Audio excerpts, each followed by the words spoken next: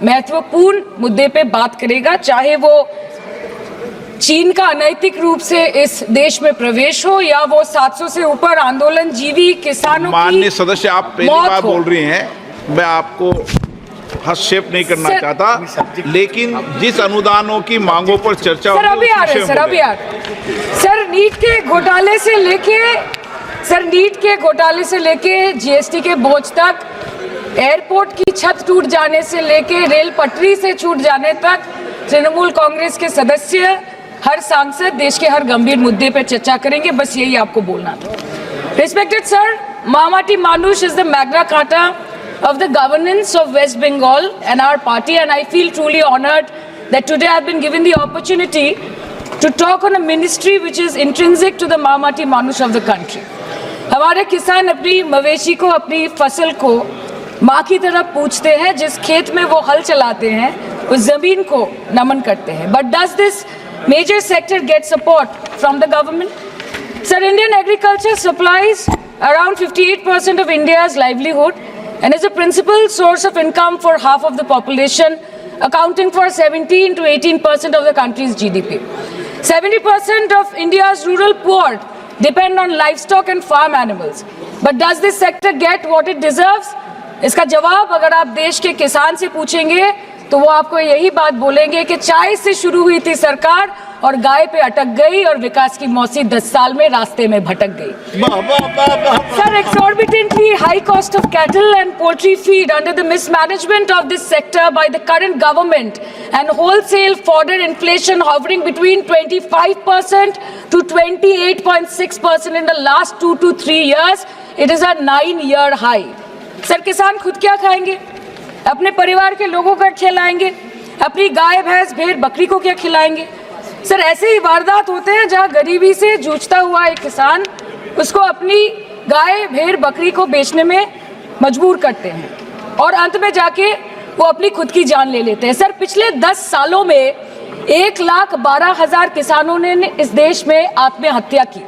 NCRB की एक report के अनुसार 10 साल में हर दिन इस देश में एवरेज में 30 किसान हर दिन अपनी जान ले लेते हैं। सर, इस देश के लोगों का यही है किस्सा कि जिसको जिताया वो राजा की तरह जाएगा और जिन्होंने जिताया वो फकीर की तरह। सर, ये बहुत गौरक्षा की भी बातें करते हैं। देश के लोगों को ये पता होना चाहिए that there is a fodder crisis in India and the union minister has himself stated in a written reply in Rajya Sabha that yes, the country is deficit in fodder. So it means that cows are dying without food in government-owned goshalas, especially the BJP-ruled state.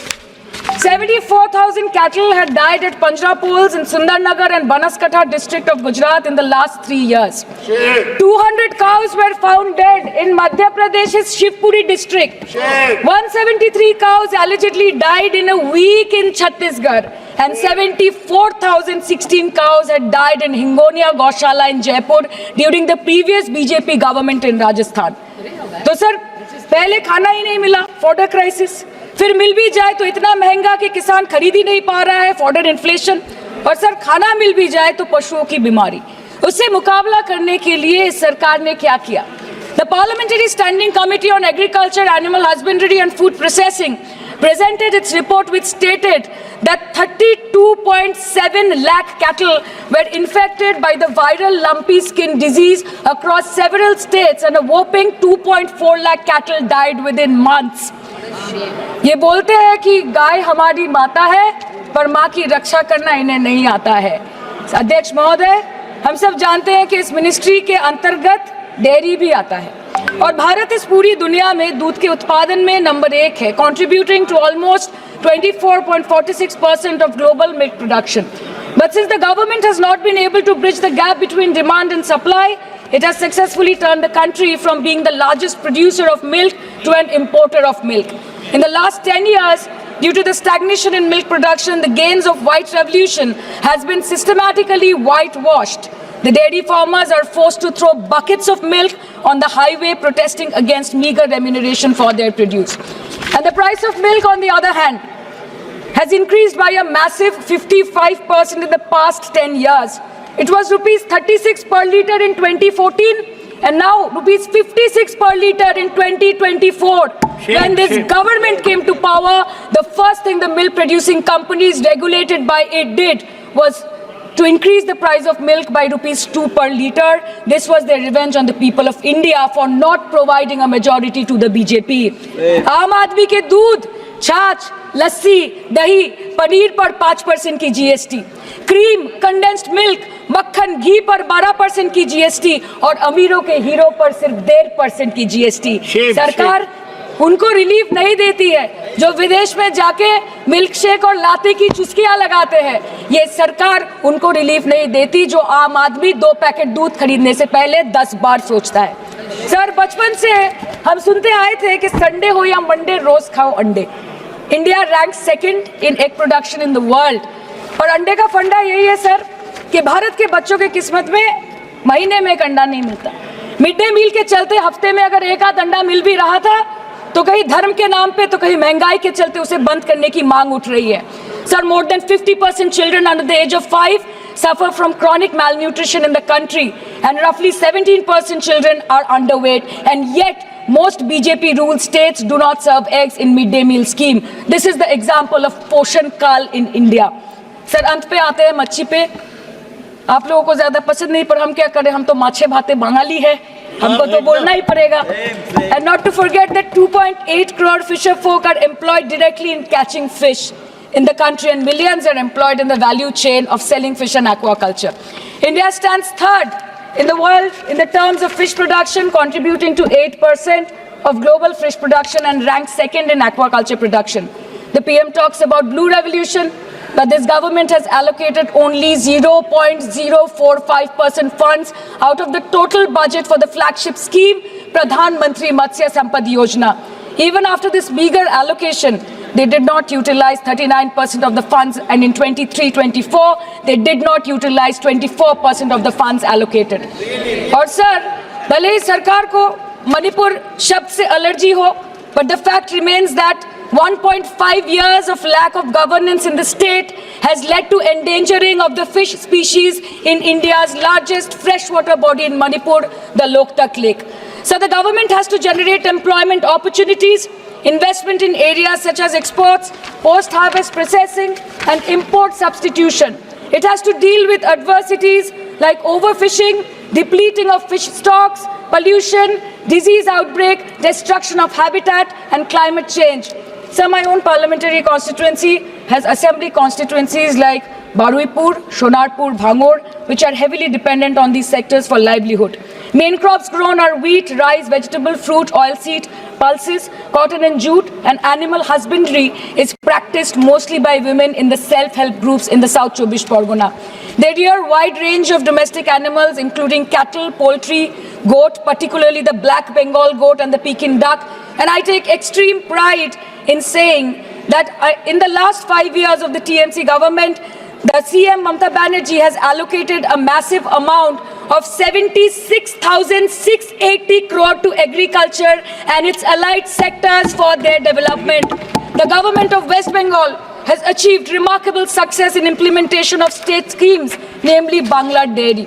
The state-owned company is providing financial incentive at the rate rupees 11.5 per litre of raw milk directly to the bank accounts of primary dairy farmers through milk unions.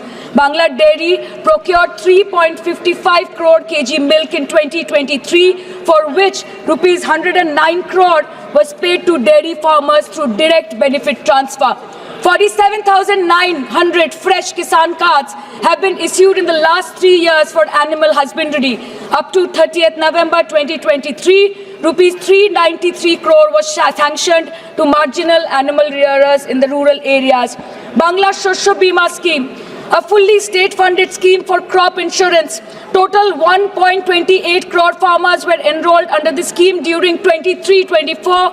70 lakh farmers got claim settlement worth rupees 247. Super Bangla scheme was introduced in 2014 for ensuring remunerative prices for agricultural produce, integrating about 80,000 farmers and procuring about 100 metric tons of perishables daily.